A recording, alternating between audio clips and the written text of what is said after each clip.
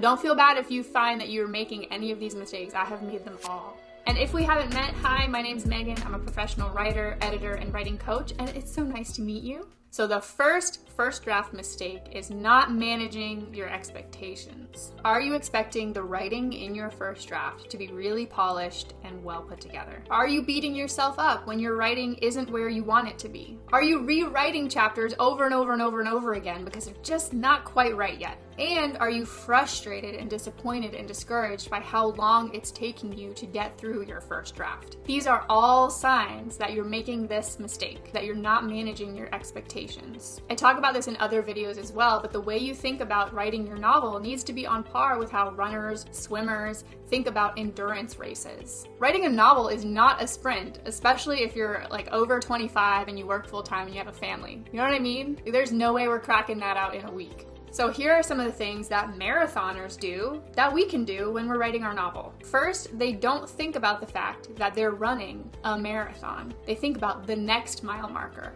And when that feels too hard, they think about the next step. Then they visualize the finish line. When they want to give up, they remind themselves of the finish line, of how they'll feel when they cross it, of why they started running in the first place. And then they build mental resilience. This one is huge. They're not letting thoughts into their head that do not help them complete the race. Anything like, this is so hard, I'll never make it, my legs hurt. Nope. There is no room for that. They train their minds as well as their bodies. So we've got to strengthen our minds and manage our expectations, but we can still lean on some of these tactics that runners use. Instead of thinking, oh, I have 50,000 more words to write, you could think, okay, I'm just gonna write the next 100 words. When it feels really discouraging or like you're still so far from reaching the finish line, picture yourself there. What'll it feel like to hold your first draft in your hands? Why did you start doing this in the first place? Remind yourself of those things. And then you've got to take stock of your thoughts. If you're trying to write a first draft and your thoughts are constantly like, this is no good, nobody's gonna read this, I'm a terrible writer, this whole thing is stupid, then guess what? You're going to be more inclined to lean into that and live as if that's true. And this is not just my opinion, this is psychological. A thought sparks a feeling which can then impact our behavior. For example, you started your novel with a thought, and that thought likely led to a feeling, maybe something really exciting or creative. You felt inspired, and that spurred you to take action and start writing it. Even just watching this video, I bet you saw the thumbnail, you had a thought which led to a feeling which made you click. So all the writing tips in the world are not going to move the needle for you if you're not willing to address the thoughts that hold you back.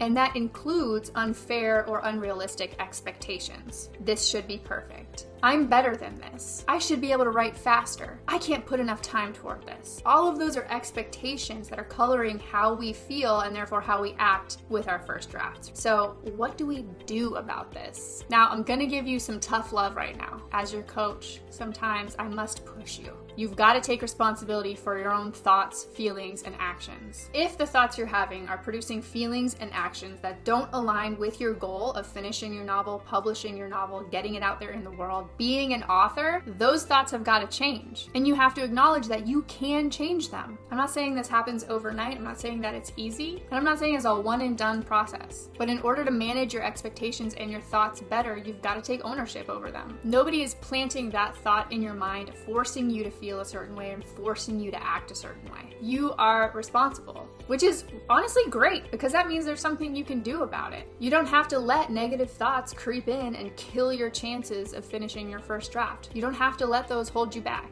Now I say this because I care and because I see writers all the time get swept up in either giving themselves too hard of a time, like I suck, this is terrible, I'm the worst, it'll never happen, or they give themselves too much grace. It's okay if I don't write today. It's okay if it takes me a long time to finish this draft. It's okay if my story is a total mess. Both of those will keep you from finishing your first draft. So what we want to do is strike a balance in the middle. If you're driving home from work and you're tired and you have to mow the lawn and play with the kids and clean the dishes and all of that jazz, and suddenly you're wondering, your thoughts are going, well, maybe I don't have to write tonight, and then that gives you a feeling of relief. In those moments, that's a good opportunity to practice discipline, to replace that thought with something else, probably about the goal that you're trying to reach and why it means something to you, and develop discipline. Be a little harder on yourself.